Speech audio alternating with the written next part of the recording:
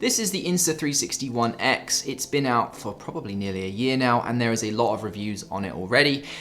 Don't worry, I'm not going to bore you with specs. I'm not going to just do a basic review. Instead, I'm going to tell you what it is that I've been using this for and show you a lot of that video.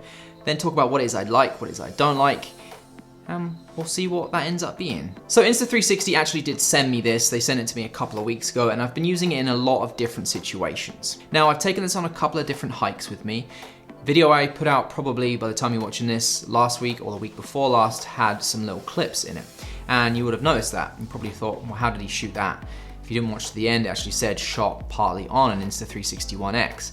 It's a really nice view that this gives, because if you're holding it in front of you, it looks like someone's filming in front of you. And if you hold it behind you, it looks like someone's filming from behind you. So it's almost like a third person view.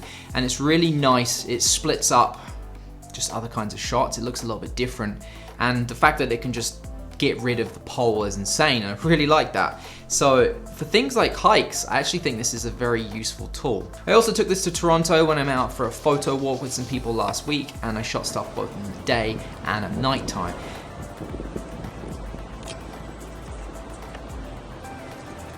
Nighttime, the video isn't the greatest. It does become quite mushy. If there's lights around, it's definitely better, but in more darker environments, the footage goes pretty grainy, pretty mushy quite quickly. So not the greatest for low light environments. However, the daytime footage that you're watching right now, it's actually good. I'm very impressed by it.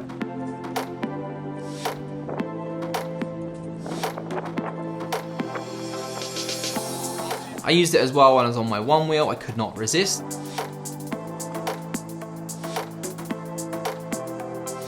Put it on the really, really long pole that comes with the camera. It's like a 3-meter long pole. You can see it swaying, and it just doesn't look like it's swaying at all when you watch the video back. So the stabilization is actually pretty incredible. It does very much remind me of the stabilization on the Hero 7 Black too. So probably a very similar technology. Stuck it out the car window as well, couldn't resist. Unique perspective, something we don't normally get to see, and the fact that you can change the shot afterwards, I like that. Now, a huge part of this channel is me giving you tutorials and showing you how to do things, but sometimes I'm really not able to show you in a very good way because I often film these videos on my own. Now, I think my favorite use for this so far is actually on top of my A7 III. So I was at a wedding at the weekend and I put this on top. This is with a cold shoe, hot shoe adapter, and just connected straight to the One X. Turn this on, and you can see exactly what I'm filming. If I just want to show you what I'm filming, great, we can do that. But then we can flip it around, you can see me, you can see what's going on around me, my environment. And I think that's really important. To be able to show behind the scenes, it's actually an incredible camera. It really satisfies that purpose perfectly. There's nothing else that I've used that would do the same thing. I have it just straight on top of the cold shoe, but if you wanted to put it on one of the little sticks that it comes with, the selfie stick, there's a smaller one like this one here, you could get a little bit higher and then show even more. You can see it's quite close to my face, but if you wanted to show even more, you could probably even go as far as angling it back like this, and then you would be able to see the screen as well. So there is so much potential for being able to show behind the scenes using this on top of my camera.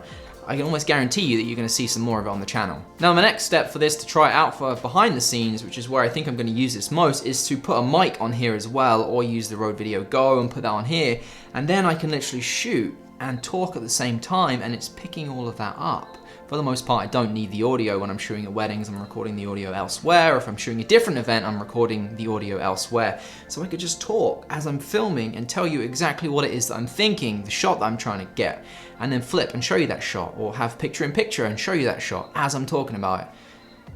You can see I quite like this for behind the scenes aspects of things. Once you've recorded directly onto the Insta360 One X, there are ways to edit within Premiere. You can download plugins if you wanted to. However, the way that I've been doing it, the workflow I've been using is I just connect this through Wi-Fi directly to my iPad or my iPhone. It connects through an app.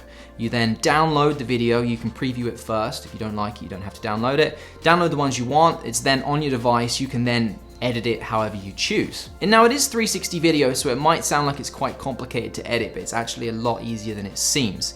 You literally just play the video back, and then you change the angle that you want to look at, and you can do that all in real time, and it just edits exactly like that. You can also set little waypoints, so if you wanted to be facing forwards and then play a little bit further forwards in the video and then flip to the behind, you can do that too, and it's super easy to do. I was genuinely impressed by how simple it was to use. You know how sometimes there's an app that works with a piece of equipment and you have to connect it through Wi-Fi, and every time you have issues connecting, and honestly, haven't had any of those problems with this. Touch wood, it seems to just work. So the good things that I like about this camera, the third person view that it gives you if you do have it extended on a selfie stick, and the fact that it just deletes that selfie stick altogether is absolutely incredible. It can give you a very unique angle. As I mentioned before, the app works flawlessly. It just connects, you can download stuff. I haven't had downloads fail at all. I love that you can just go out and shoot anything, whether it's facing you, whether it's not facing you, and then you can just reframe after the fact. So that's a huge deal. Really, really like that, and it just gives you flexibility in the edit to be able to show whatever it is that you want. Don't have to think I'm shooting that, I need to face that. Nope, the camera can be this way, it really doesn't matter. It gets everything, and that's great. The way that the app works and just exports directly to your phone or your iPad means it's absolutely perfect for social media. So whether you want some photos for Instagram, or some still frames from video for Instagram, or you wanna make a little video for Instagram quickly and just throw it straight up there, you can do it really quickly, really easily, and it works very, very well for mobile devices, for social media, for that kind of thing.